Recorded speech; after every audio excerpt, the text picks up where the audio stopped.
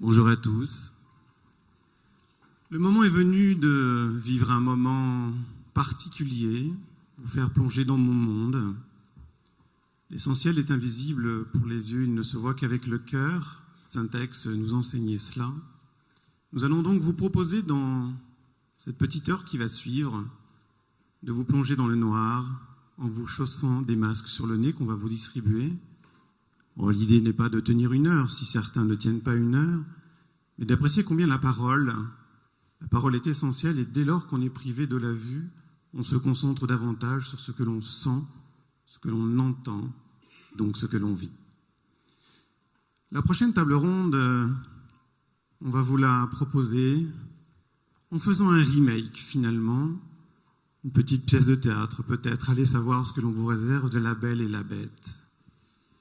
Devant vous, vous allez forcément imaginer qui est la belle et qui est la bête. Marie, c'est toi la bête? Non, possible, elle me dit, elle est trop mignonne. Alors, dans le monde de nos sociétés, la belle est souvent celle qui réalise le plus de profits, qui satisfait le plus ses actionnaires, celle qui réalise le plus gros chiffre d'affaires. Il existe depuis bien longtemps d'autres formes d'entrepreneurs, d'autres formes de mouvements comme bicorne, une de bête à deux cornes. Peut-être une première corne pour venir étriller ce capitalisme effréné qui finalement réfléchit trop souvent à l'exploitation de l'homme par l'homme. Et puis une seconde corne qui pourrait peut-être venir réinterroger ces formes de gouvernance et regarder combien l'économique peut être intéressant pour tous. Mesdames, Messieurs, je crois que l'on me fait signe en me touchant doucement le bras, pour me dire que vous avez tous le masque sur le nez. C'est le moment d'accueillir sur scène des gens qui nous viennent de loin. Vous les reconnaîtrez avec leur petit accent. Je n'en dis pas plus. Peut-être belge, peut-être canadien, peut-être américain, peut-être africain. À vous de vous faire l'idée. Et le masque sur les yeux, les mains libres, vous pouvez les applaudir.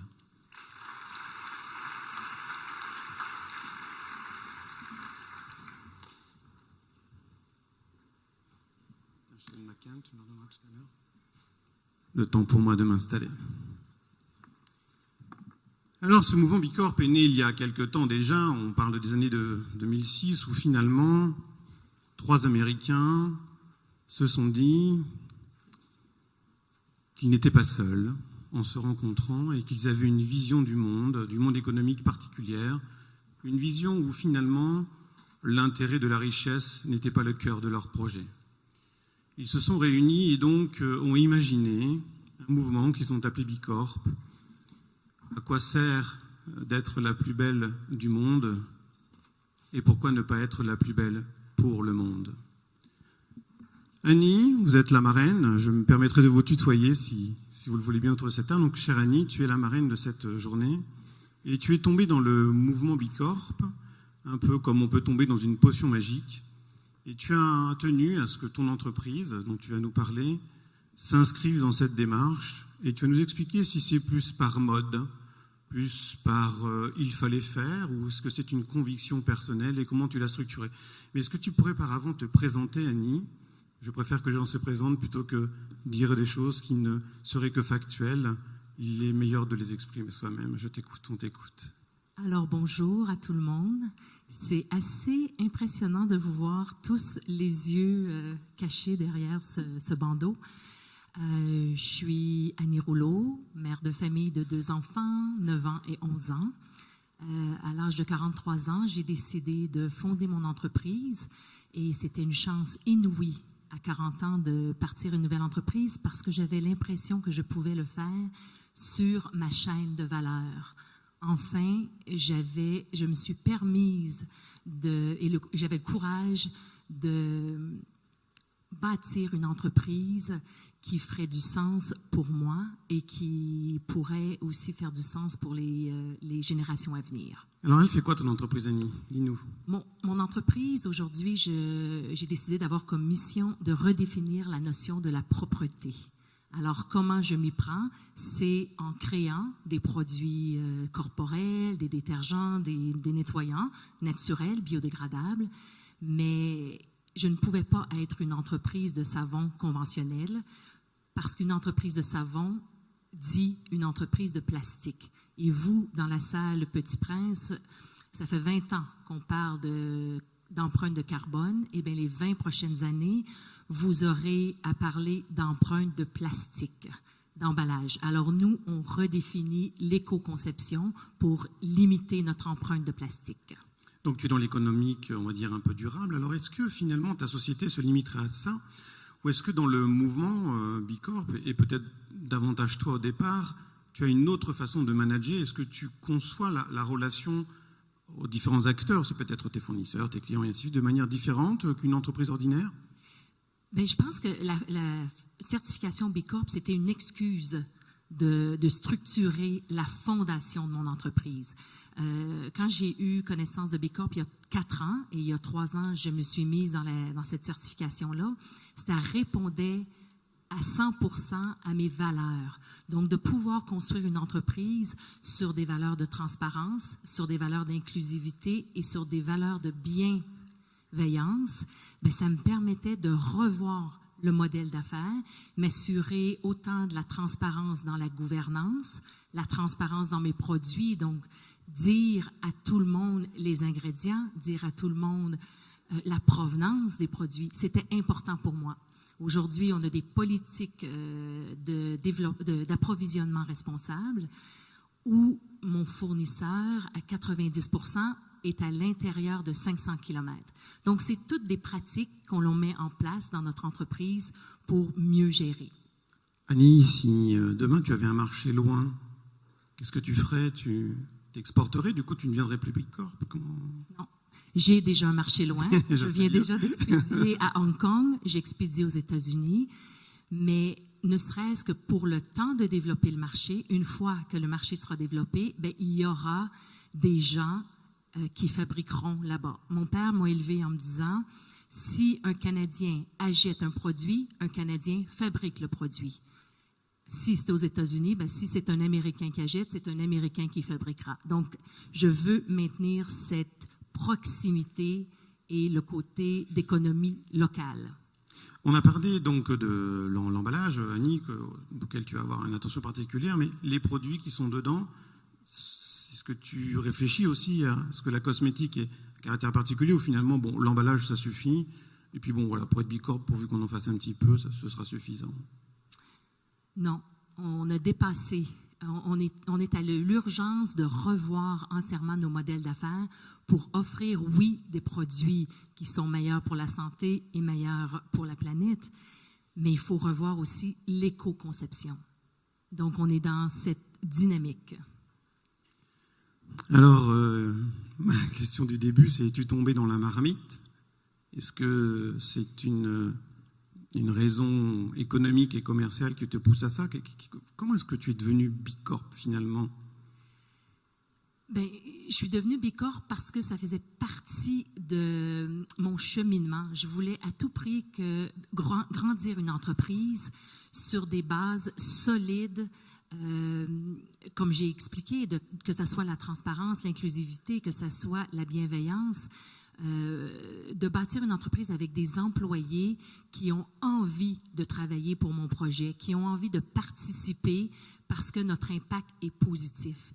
Et demain, les entreprises qui ne seront pas transparentes ou inclusives ou responsables socialement et environnementalement seront archaïques. Donc, je ne pense que, comme on s'était parlé, Didier, ce n'est pas notre devoir, mais c'est bien dans notre intérêt de revoir notre gouvernance. Ça veut dire que les salariés qui sont chez toi ne viennent pas simplement que pour, allez, je vais dire, manger à la fin du mois, mais par leur projet, par la manière que tu as de concevoir les choses, tu les dynamises et finalement ils portent le projet beaucoup plus que d'autres. Il n'y a pas un petit prince ici qui veut aujourd'hui aller travailler pour une entreprise qui ne représente pas ses valeurs. Moi, je passe des entrevues aujourd'hui et j'ai l'impression que c'est moi qui passe des entrevues, mais c'est eux qui passent l'entrevue et ils veulent découvrir et savoir ce que je fais et si ça répond à leurs besoins, si ça répond à leurs valeurs. Alors, si on veut grandir nos entreprises, on n'aura pas le choix que de réajuster. Alors, le prochain intervenant, j'avoue que quand j'ai vu d'où il venait, Je suis assis là pour vous le dire et vous aussi, ça tombe bien, j'en suis tombé à la renverse. Craig travaille dans une banque. Et alors, vu du point de vue de la France, une banque Bicorp, j'avoue que c'était un peu le monde à l'envers pour moi.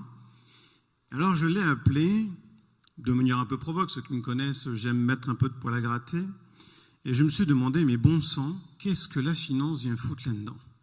Vraiment, c'était un peu surprenant. Alors Greg, avant qu'on intervienne sur les raisons et tout ça, j'aimerais que tu te présentes un peu, et avant qu'on parle aussi de l'intérêt de ta banque, ou en tout cas pourquoi est-ce que tu l'as fait, que tu nous expliques aussi ce que c'est exactement le mouvement Bicorp. Pardon, je vais y arriver. Bien sûr. Mon nom est Craig et je viens d'une petite île dans le nord Atlantique, pas loin du département français de Saint-Pierre-Miquelon. Ensuite, je suis déménagé à Montréal où j'ai commencé à apprendre le français. Et ma carrière, jusqu'à mon arrivée à la Banque de développement du Canada, n'était pas du tout banquier. J'ai fait partie de beaucoup de projets de développement international en Amérique du Sud, en Moyen-Orient et en Europe de l'Est, suivi d'une décennie en politique publique à la capitale nationale du Canada, Ottawa. Et si on m'avait dit quand j'avais 20 ans que j'allais être banquier, j'aurais trouvé ça farfelu. Jusqu'à ce que je découvre une banque qui a une raison d'être, qui a de l'allure. Ce qui veut dire une banque qui est dévouée exclusivement aux entrepreneurs de l'économie réelle du Canada. C'est la Banque de développement canadienne, c'est bien ça? C'est ça, la Banque de développement du Canada, BDC tout court.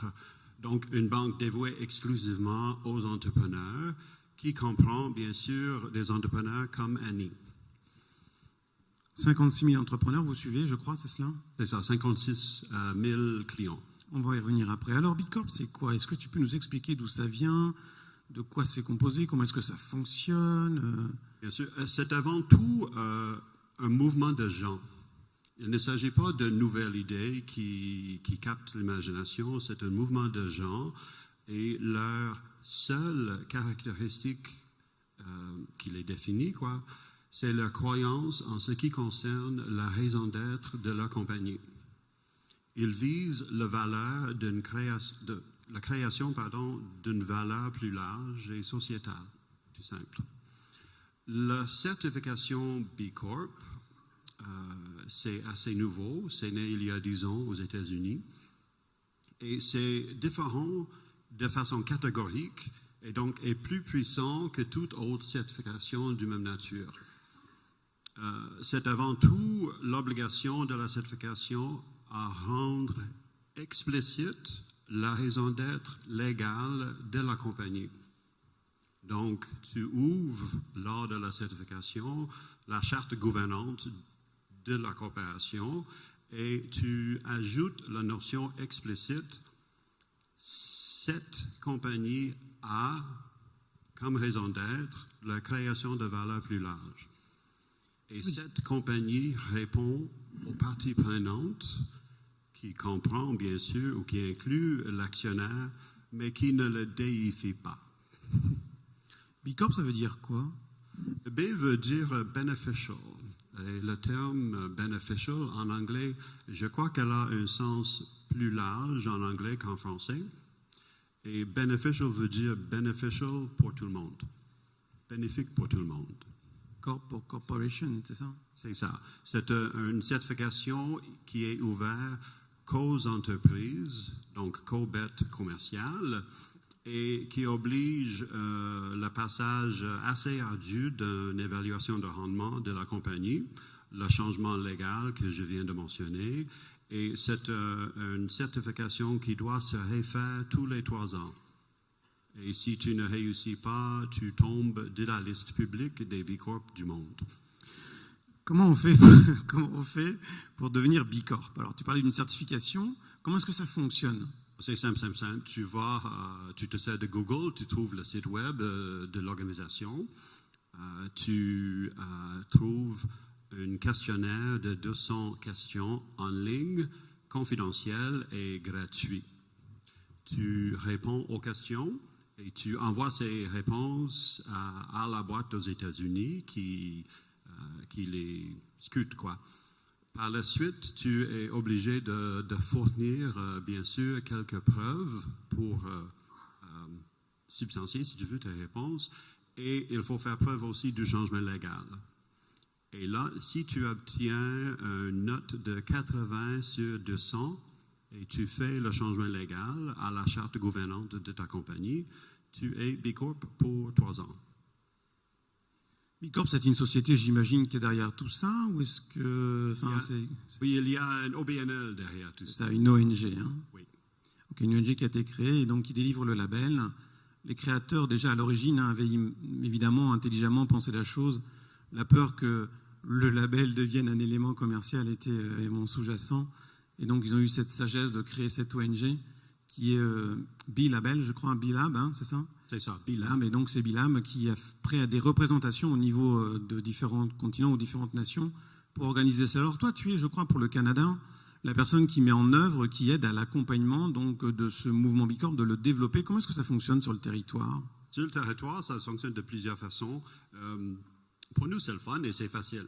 On est dévoué exclusivement aux entrepreneurs et on se sert de la certification pour attirer les gens qui pensent et qui agissent comme Annie. Et ça marche à merveille. Donc, on fait beaucoup d'événements pour sensibiliser la population entrepreneuriale. On fait beaucoup d'ateliers où on sert de guide, si tu veux, d'une version courte de l'évaluation. Et ça marche à merveille. Ça les attire.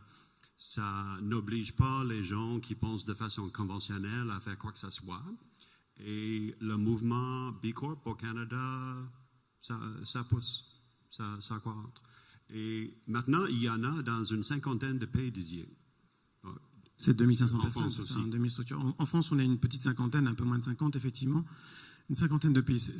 Alors, est-ce qu'on a que des petites sociétés? Est-ce qu'on exclut des gens? Est-ce que... Je sais pas si Non, pas du tout. Il y en a beaucoup. Pour toute entreprise qui est certifiée, nos bases de données démontrent qu'il y a entre au moins 25 à 35 qui sont comme ça, qui agissent comme ça, qui gèrent la compagnie comme ça, mais qui ne sont pas au courant de la certification. Donc, le nombre de ce mouvement entrepreneurial est beaucoup plus important que les 50 qu'on voit ici en France. Et comme nous avons beaucoup de B Corp comme clients, on peut maintenant faire une évaluation d'eux comme groupe. Et quand on regarde les B Corp au Canada et on fait la comparaison entre eux et le portefeuille BDC au complet, on voit que c'est le reflet miroir de l'économie. Autant de petits, autant de moyennes, autant de grands. Nous voyons aussi, et cette partie est super importante, donc écoutez bien, quand nous regardons la performance des compagnies B Corp, nous voyons qu'ils sont aussi robustes et aussi profitables, si pas plus, des compagnies conventionnelles. Je répète, les compagnies B Corp sont aussi robustes et aussi profitables que toute compagnie conventionnelle. Donc, cette idée comme quoi, si on redonne à la communauté, on repousse la profitabilité ou on accepte d'être faible, quoi, ça c'est invalide comme perception. Donc, débarrassez-vous de ça. Ah bon, Annie, toi, tu n'as pas de subvention d'État ou autre pour financer le déficit que te causerait d'avoir de nouveaux emballages, des nouveaux produits, non, c'est pas... Non, au contraire, pas du tout. C'est sûr que le prix de prendre des fournisseurs locaux, on est confronté à nos convictions tous les jours parce que je pourrais acheter des ingrédients, des composantes souvent moins chers, loin et à l'extérieur du pays. Mais le fait de le faire chez nous, ça augmente un petit peu le coût, mais on voit qu'il y a une tranche de population qui est encore les early adapters. Il y a des mouvements qu'on appelle grassroots, que ce soit la simplicité volontaire, que ce soit les mouvements de zéro déchet. Il y a de la place où les gens payent un petit peu plus cher pour s'assurer d'acheter un produit qui réponde à leurs valeurs aussi. Greg, tu viens de nous présenter un peu ce qu'était le mouvement Bicorp. On y reviendra peut-être dans les débats. Est-ce que ta banque est Bicorp?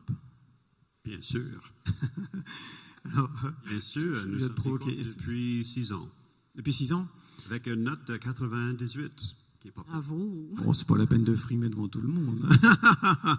Alors, mon cher Greg, comment ça a été vécu dans le monde financier lorsque tu es arrivé avec cette idée un peu saugrenue de repenser peut-être la gouvernance, le mode de fonctionnement? Oui, la plupart des gens qui travaillent au sein d'autres banques étaient incrédules. La plupart, je dois avouer, ne savaient pas c'est quoi, la certification. Et ceux qui savaient étaient incrédules quand on a réussi à le faire.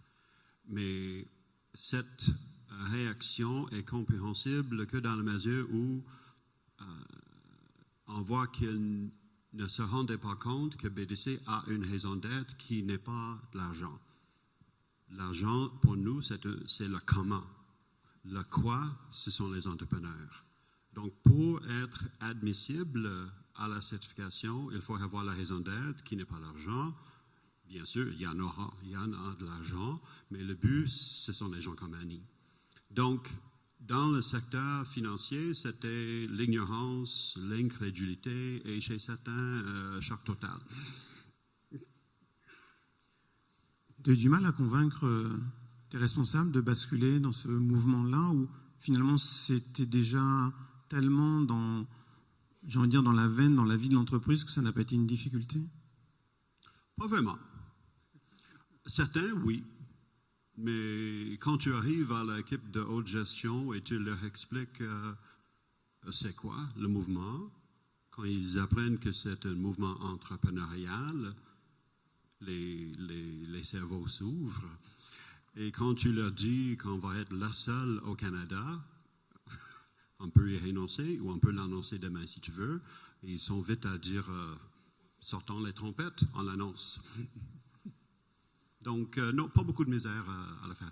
Pas beaucoup de misère à le faire. Alors, Isabelle, très intéressant le parcours de ta société, Danone en l'occurrence, à double titre. Ce premier titre, Bicorp, mais également un autre titre autour de la santé. Je vais te laisser te présenter et puis on va aborder les deux volets très intéressants. Et on va voir que finalement, des grandes industries sont peut-être par nature déjà très intéressés depuis, allez, toi c'est moins qu'une quarantaine d'années, mais que ça n'est pas suffisant et que vous avez aussi une oreille attentive à destination de vos consommateurs et voir comment est-ce que vous envisagez vous l'avenir dans allez, une quinzaine d'années. Je te laisse te présenter, Isabelle. Merci Didier. D'abord, je voulais dire merci. J'étais ravie d'être ici avec vous et en particulier sur ce panel, parce que je suis convaincue que les sociétés de demain seront celles qui vont contribuer à un monde meilleur. Et donc, pour ma part, Isabelle, je suis lyonnaise, donc je suis ici à domicile. Et je suis maman, avant tout. Et je suis passionnée par les enjeux liés à la santé des gens, mais aussi la santé de la planète. Et j'ai choisi, après de nombreuses années dans le monde entrepreneurial, de PME ou d'entreprises familiales, de rejoindre une grande entreprise, une entreprise multinationale.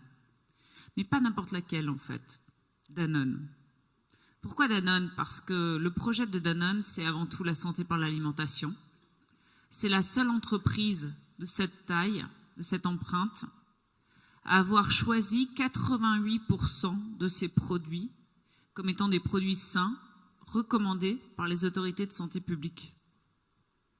Ça, c'est un choix. Mais c'est aussi une entreprise qui, depuis 1972, a décidé de ne pas arbitrer entre le progrès économique et le progrès social. C'est l'entreprise qui a fait le premier pas, l'entreprise de cette taille-là, à avoir fait le premier pas vers Bicorp, parce que c'était tout simplement du bon sens par rapport à son histoire, par rapport à son ADN. Comment est-ce qu'on fait localement lorsqu'on est une entreprise internationale pour être Bicorp? Parce qu'on a vu Annie tout à l'heure qui expliquait que l'une des tendances de Bicorp, c'est plutôt d'être local, notamment pour protéger la planète, pour éviter qu'on transporte à travers le monde comme cela avec une empreinte carbone très très forte. Est-ce que c'est un problème pour une grosse structure telle que la tienne ? Alors d'abord, nous œuvrons dans l'alimentation, la santé par l'alimentation. Et l'alimentation est profondément locale. Parce que si vous habitez à Jakarta, à Lyon, dans le fin fond du Colorado, vous ne mangez absolument pas les mêmes choses. Les pratiques alimentaires dépendent de votre culture aussi, de votre environnement social, de votre environnement, effectivement. Et donc, dans ce cadre-là, nous opérons localement, puisque notre intention n'est pas uniquement de vendre des produits sains, mais surtout de faire bouger les pratiques alimentaires, car nous voulons contribuer à un monde meilleur. Et donc, pour ceci, il faut s'ancrer localement dans la société, dans l'environnement, dans la culture des gens. Un autre point, Didier, que je voudrais souligner et qui est important, qui nous rassemble ici aujourd'hui, c'est la gouvernance. Puisque Bicorp souligne la création de valeur pour l'ensemble des parties prenantes. Alors moi, je voudrais insister sur 2 parties prenantes en particulier, qui sont importantes pour nous. Nous sommes convaincus aujourd'hui chez Danone qu'une révolution alimentaire est en route, comme le soulignait Annie, avant tout parce que ces jeunes, cette nouvelle génération, ces millennials, ont soif de changement, veulent des marques qui contribuent à un monde meilleur. 46% de ces jeunes choisissent déjà des marques qui contribuent à une meilleure santé pour eux, une meilleure santé pour la planète ou une meilleure contribution à la société. Et ça, c'est important pour nos business de demain. Et pour ce faire, Danone a choisi d'apporter ou de démontrer ou de mettre en place une nouvelle typologie de gouvernance. Et ça, c'est assez unique. C'est une gouvernance ouverte et collaborative. Parce que nous pensons que nous pouvons contribuer à l'alimentation, contribuer à cette révolution de l'alimentation sans nos différentes parties prenantes. Alors qu'on a commencé par nos équipes, nos collaborateurs en interne. Nous avons choisi de développer une personne, une voix, une part. Nos collaborateurs, on les appelle les Danoneurs. Et nous avons lancé à travers le monde une ouverture, un questionnaire pour encourager les 100 000 Danoneurs à contribuer à l'agenda stratégique de l'entreprise. On vient d'avoir les premiers résultats. 75 000 d'entre eux ont décidé de contribuer. Vous vous rendez compte la chance que nous avons ? Nous construisons ensemble l'entreprise de demain. Ça, c'est sur l'interne, parce qu'on ne peut rien faire sans nos collaborateurs. Est-ce que tu as le sentiment, comme Annie, que ça dynamise les équipes, que ça les fidélise, que ça les rend fiers de... C'est un outil de management pour toi, ça ? Pour Danone ? Plus que de management, je pense que aujourd'hui, on voit les jeunes ont envie de contribuer à un monde meilleur. L'intérêt du profit n'est pas suffisant. Et donc, du coup, par rapport à ça, il est important, et on le voit, les sociétés qui s'intéressent à contribuer à un monde meilleur, on en a une autre, une société qui s'appelle Unilever, je ne sais pas si vous la connaissez, qui a développé ce qu'on appelle les meaningful brands, donc ces marques qui contribuent à un monde meilleur. Et en développant toute cette nouvelle approche, ils ont cité, il y a 15 jours, on était ensemble à un forum, ils ont dit qu'ils étaient passés de 200 000 candidatures spontanées chaque année à 2 millions. Donc vous vous rendez compte l'impact que ça a, ne serait-ce que pour attirer les talents. Et après, évidemment, pour retenir ces talents, c'est fondamental parce qu'aucune entreprise ne pourra réussir sans accompagner ces talents de demain.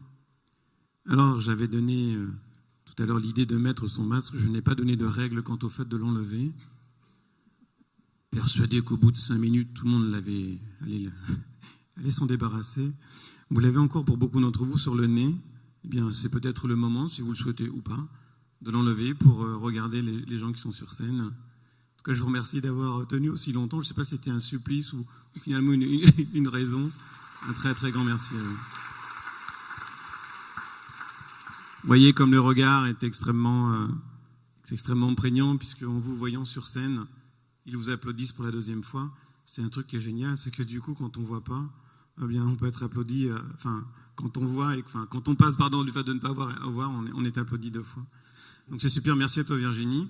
Ça va faire très très plaisir à nos amis sur scène. Alors, je vais revenir vers toi, Isabelle, parce que le président Faber, président de Danone, a donné un objectif. Moi, j'ai trouvé très très ambitieux. Est-ce que tu peux nous en parler? Lequel? Relatif autour de Big Corp? Non, à 2030. D'accord. Donc on a vu lors du panel précédent les ambitions des Nations Unies. Je ne sais pas si vous avez retenu les 17. On a décidé chez Danone, dans la continuité de notre histoire, de contribuer à ces objectifs. Alors bien sûr, on n'a pas un rôle sur ces 17 objectifs. Mais on a choisi de définir des ambitions pour l'entreprise et de se donner le temps de les réussir. Donc on a appelé ça les Danone 2030 Goals, les ambitions 2030 de Danone, qui vont contribuer à cet agenda. Ces ambitions Danone, c'est un agenda intégré. Il n'y a pas 2 agendas, un agenda business et un agenda sustainability, un agenda Big Corp et un agenda business. Non, c'est la façon dont on fait du business. Et donc, on a défini 9 ambitions. Une première autour de nos marques produits, parce que c'est avant tout la relation au consommateur, parce que nous sommes un business, et ce qui est important pour nous, c'est de pouvoir répondre aux consommateurs de demain. Le deuxième pilier, on va dire, qui regroupe 3 objectifs, sont autour du trust model, c'est-à-dire notre façon de faire. C'est un peu ce que je vous disais, c'est sur la gouvernance. Le fait qu'on met entre les mains de nos collaborateurs le futur de l'entreprise, ou encore que nous avons décidé de construire, d'accompagner cette révolution alimentaire avec nos partenaires. Et puis le 3e pilier, c'est ce qui nous permet de continuer, de contribuer à un monde meilleur, c'est de développer une approche profitable et rentable pour nous permettre d'être Big Corp et de contribuer à ce monde meilleur. On ne fait donc pas vœu chez Danone, en étant Bicorp, de non-profitabilité, de ce que j'entends.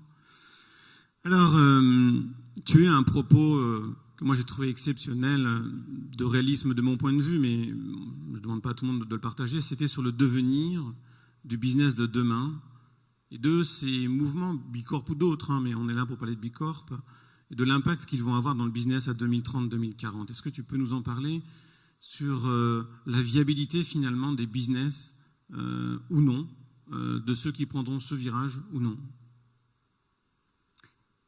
Merci Didier. Alors c'est pas un sujet facile, mais c'est ma conviction profonde que je voudrais partager avec vous.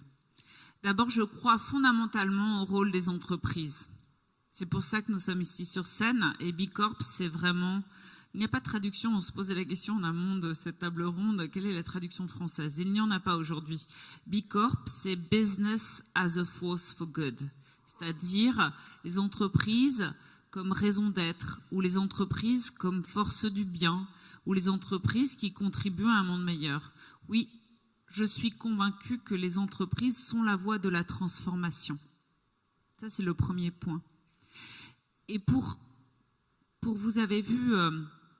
réussir ensemble à contribuer à un monde meilleur, il y a des tas d'enjeux, que ce soit la justice sociale, la protection de la planète, la santé des gens. Je crois que les entreprises ont un rôle à jouer. Et la bonne nouvelle, c'est cette nouvelle génération, c'est ces millennials. Ils sont déjà nombreux, ils représentent déjà 1/3 de la consommation dans le monde. Ils veulent mieux consommer, faire des choix raisonnables, pas comme nos parents l'entendent, mais des choix qui contribuent à une meilleure planète, à une meilleure santé, à une meilleure société. Ils veulent plus de transparence, ils veulent plus d'authenticité. Et moi, j'ai foi en cette nouvelle génération, en ces petits princes. Est-ce que tu irais jusqu'à dire que la pression d'un tiers du business qui va grandir, parce qu'ils auront des enfants, ils vont probablement les éduquer dans la même manière, est-ce qu'aujourd'hui, finalement, une société qui ne suivrait pas ces mouvements-là prend le risque de mourir demain? Oui, c'est un peu l'échange qu'on a eu pour préparer la table ronde. Je crois fondamentalement que le rôle de l'entreprise est de contribuer à un monde meilleur. Et que les clients des entreprises, les consommateurs, alors après, on dépend, parfois il y a des modèles B2B, B2C ou pas directement B2C, mais peu importe. La finalité est la même. Je crois fondamentalement au consommer mieux et donc les entreprises, justement, arriveront à joindre cette volonté et cette finalité de contribuer à un monde meilleur parce qu'elle va retrouver aussi l'appétence de ses consommateurs, de ses clients. À tous les trois, j'ai envie de vous demander, est-ce qu'on n'est pas dans un phénomène de secte là? Est-ce que c'est pas un mouvement d'entre-soi? Est-ce que c'est pas des paroles d'incantation? Je ne sais pas si... Mais moi, pour ma part, je vais dire non, c'est pas une secte du tout, parce que j'ai le contact avec le client directement. J'entends ce qu'il me dit. J'ai mis une plateforme pour justement communiquer et de m'assurer que le client puisse nous dire ce qu'il pense, puisse avoir accès à notre information et on l'entend, on le voit. Donc moi, je suis plus que persuadée, je vois les commentaires des clients en direct et c'est ce qu'ils recherchent. Tu corrobores tout à fait ce que dit Isabelle, des consommateurs, c'est un peu ce que tu dis tout à l'heure, qui acceptent parfois de faire l'effort financier supplémentaire pour que le produit soit plus en lien avec leurs valeurs. Absolument, absolument. Ils nous le disent. Ils te le disent clairement. Mais qu'est-ce qui porte ces valeurs selon vous? Est-ce qu'on est sur quelque chose qui est de l'ordre de la communication, à l'heure de l'Internet, où finalement les choses vont bon train? Ou est-ce qu'on est sur une véritable prise de conscience? On est sur un phénomène de mode ou quelque chose de beaucoup plus profond? À mon avis, c'est beaucoup plus profond et beaucoup plus large que même les entreprises ou les entrepreneurs. Et ça, ce qui me donne confiance en ce qui concerne l'avenir de ce mouvement. Il s'agit d'un mouvement socio-culturel défini par notre relation avec nos décisions financières et nos décisions comme consommateurs. Quand nous agissons comme consommateurs, nous préférons acheter local. Quand nous agissons comme investisseurs, on ne veut pas savoir à 65 ans qu'il y a du charbon dans la pension. Quand le terme français m'échappe, ce mindset, cette façon de voir, se trouve dans la tête d'un entrepreneur, ça crée un B Corp. Donc, c'est le courant entrepreneurial de mouvements socio-culturels beaucoup plus grand, à mon avis.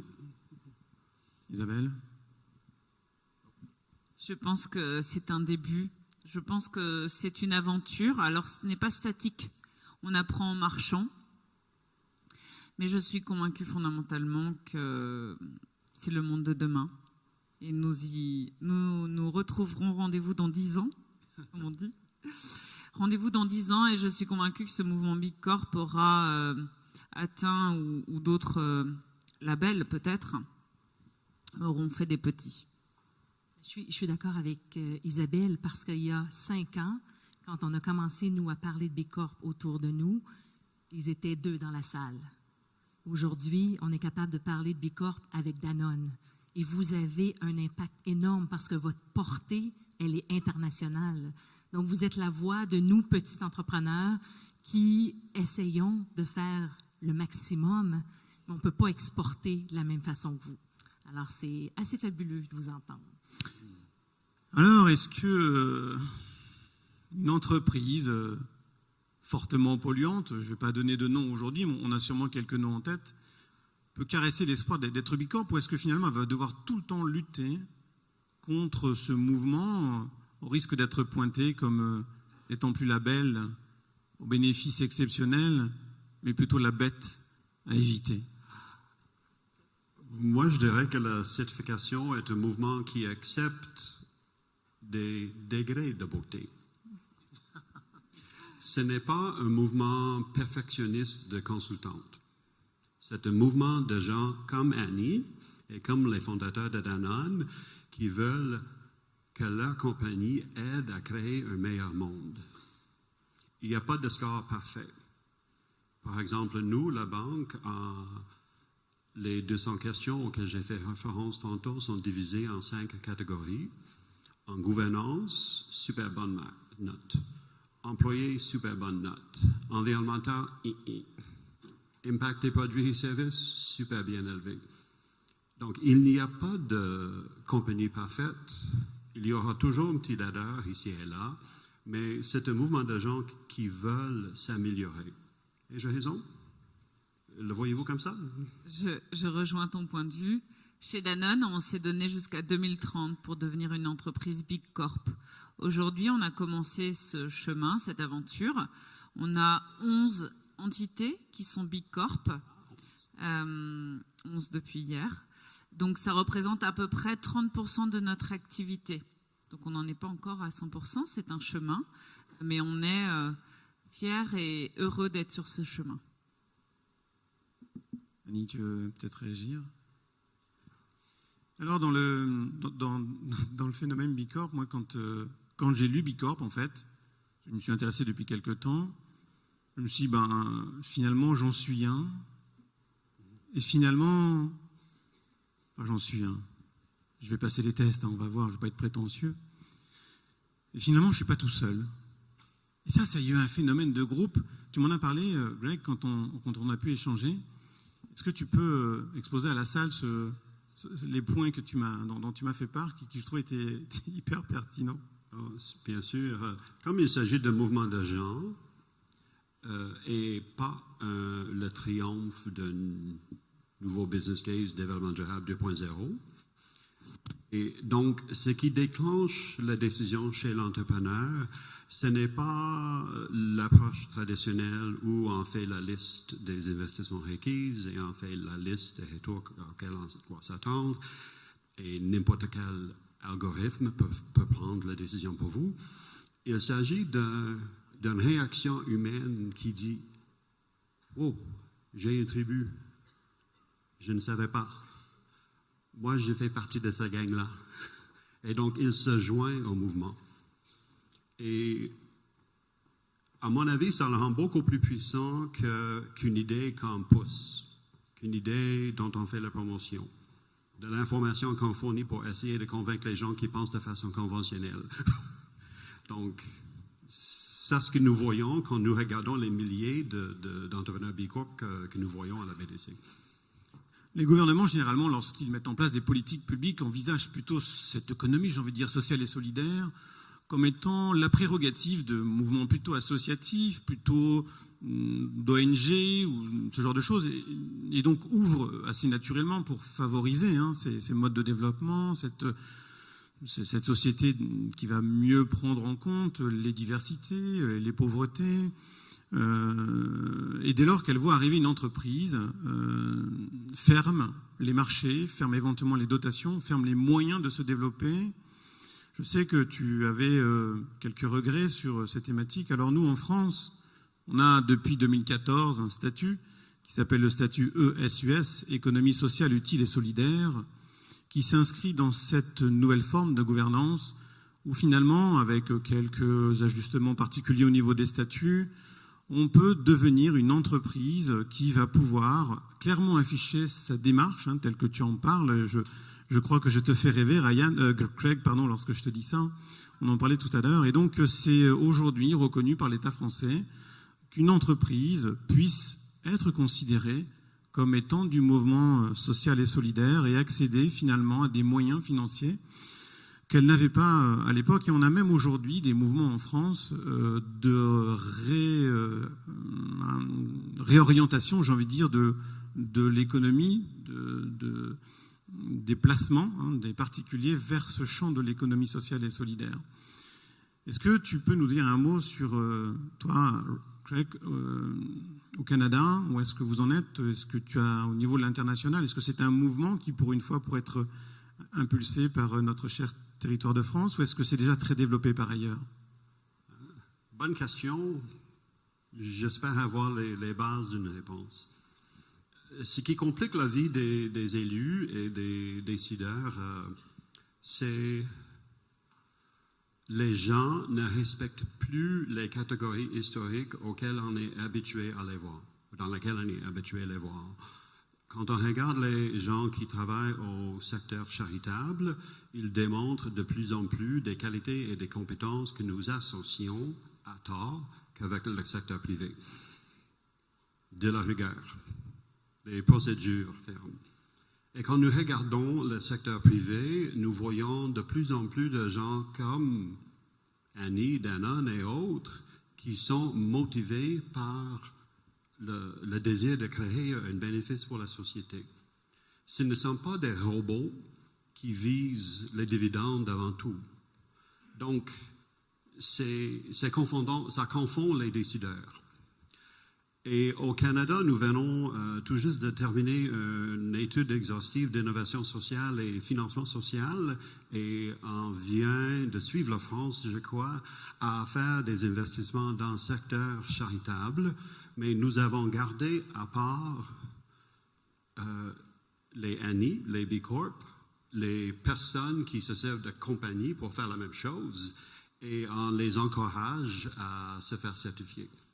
Donc, le Canada prône pour le moment une approche légèrement différente, je crois. Puis je peux juste ajouter que la BDC, effectivement, agit dans ce sens parce qu'au début, quand tu es B Corp et que tu vas voir des financiers et puis que tu as les 3 mêmes ratios financiers qui regardent et à très court terme, bien, on n'est plus dans cette façon de penser-là. Je gère mon entreprise de façon holistique. Je la gère avec des, ressources financières, mais je la gère aussi avec des ressources non financières. Et c'est important qu'on regarde une entreprise puis qu'on l'analyse en fonction d'un tout. Et puis, au début, je vous avoue que j'avais pas vraiment une oreille qui m'écoutait ou qui comprenait qu'on voulait parler autre chose que de la finance. Parce que c'est vrai, j'ai étudié en finance, j'ai un bac, et la seule et unique raison d'être de l'entreprise, c'est l'optimisation de l'avoir des actionnaires. Oui. Puis quand moi je rentre à la BDC, ben, j'ai eu une écoute qu'il y a aussi une gestion des ressources non financières qui est aussi importante à la valeur de mon entreprise. À mon avis, il y a deux erreurs à ne pas faire. D'abord, c'est croire qu'à l'intérieur de tout remède d'un défi sociétal, qu'il trouve ou qu'il y a un modèle d'affaires profitable. Ça, c'est erroné, ça.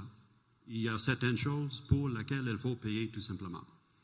La deuxième erreur, c'est de croire qu'une entreprise, l'abstraction de l'entreprise ou l'abstraction du secteur privé va faire quoi que ce soit. Ce n'est que des gens qui sont entrepreneurs et des gérants qui vont le faire. Donc, n'oublions jamais que beaucoup d'entre eux ont la même motivation qu'on trouve chez les gens qui travaillent au sein du secteur charitable, une meilleure société. On a parlé avec toi, Isabelle, tout à l'heure de cette pression un peu qui peut être donnée, au-delà du fait que c'est une véritable conviction, j'en suis intimement convaincu chez Danone, la pression des consommateurs.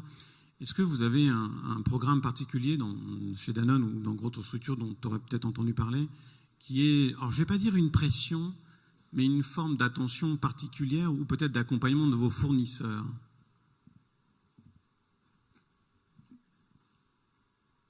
Alors aujourd'hui, en fait, la réalité, c'est qu'il y a peu encore de sociétés et de fournisseurs certifiés B Corp. Donc, Danone est la première société multinationale à vouloir devenir une B Corp et à cœur de développer un écosystème autour de nous qui reconnaissent et qui se développent autour de B Corp. Et par exemple, quand on a annoncé notre intention, on a eu un écho tout particulièrement favorable de notre principal client, qui est Walmart, un distributeur aux États-Unis, où Doug McMillon, le PDG, a salué justement notre souhait d'être B Corp et de créer de la valeur pour nos consommateurs, mais aussi pour les gens autour de nous, pour aider la planète, la santé des gens et la société. Donc c'est un début. Mais vous entendez, j'imagine, accompagner, s'il en était, les fournisseurs qui sont dans votre champ de commerce. Est-ce qu'il y aurait une préférence à un moment? Je sais qu'on ne peut pas prendre d'engagement, Annie par exemple, ou toi Greg, sur finalement vous allez préférer travailler avec des gens qui ont une tendance B Corp? Ben, moi, j'ai développé une politique d'approvisionnement responsable avec une direction claire où je privilégie, effectivement, comme Isabelle dit, j'en ai pas de fournisseurs qui sont B Corp. Mais au moins, j'ai l'opportunité dans ma politique de privilégier les entreprises qui ont un souci pour l'environnement. Je privilégie les entreprises qui réduisent au maximum leur emballage et j'ai un faible pour les jeunes femmes entrepreneurs. Donc, si elles sont une entreprise qui peut m'offrir un service à un prix raisonnable, alors je les privilégie dans ma politique d'approvisionnement. Écoutez, je pense qu'ils sont plutôt formidables. Moi, ils me font rêver, en tout cas. On va les applaudir, s'il vous plaît.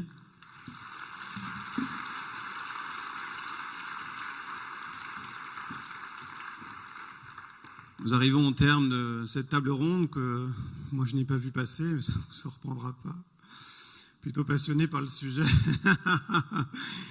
Alors, on a commencé avec cette introduction de La Belle et la Bête. Vous avez bien compris que je ne parlais pas de moi, je suis trop égocentrique et fier pour me qualifier de bête. Qu'est-ce qu'on remarque finalement lorsqu'on entend ces gens?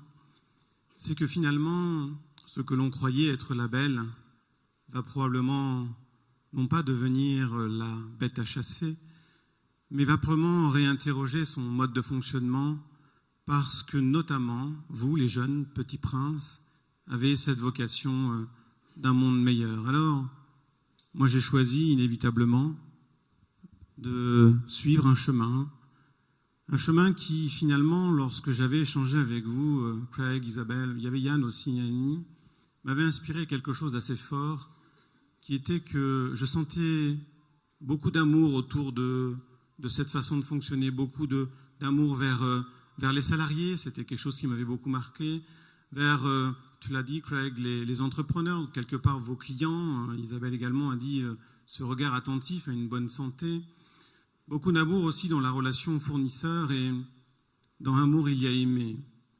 Aimer qui s'écrit A-I-M-E-R, tiens,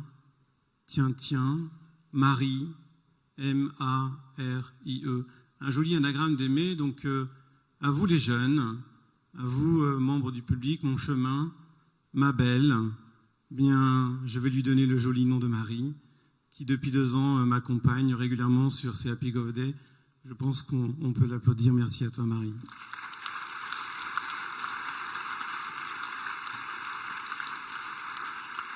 Enfin, je terminais mon propos. Depuis que j'ai vu Bicorp et que je vous ai vu, j'ai discuté avec des entreprises. Et à la mode française, c'est toujours oui, mais Didier, tu sais, oui, mais c'est très très français, le oui, mais. Ça justifie le fait de ne pas s'engager. J'entends Greg qui rigole derrière. Le oui, mais.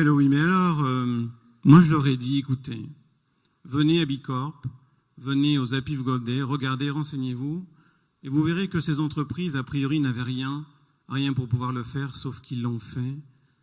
Et je leur ai dit, il me semble quand même qu'il est temps de marcher vers l'impossible, d'aller vers des mondes nouveaux et qu'aujourd'hui, à l'impossible, tous sommes tenus. Venez voir et écouter, regardez combien le mur de l'impossible recule dès lors qu'on marche vers lui. Voilà, donc il faut y croire. Moi, je vous invite tous à être Bicorp. En tout cas, je veux prendre un engagement aujourd'hui. Et l'an prochain, si je devais me représenter devant vous, eh bien, j'aurai au moins 2 à 3 sociétés de mon groupe qui seront Bicorp. Je suis Bicorp. Je vous remercie à tous.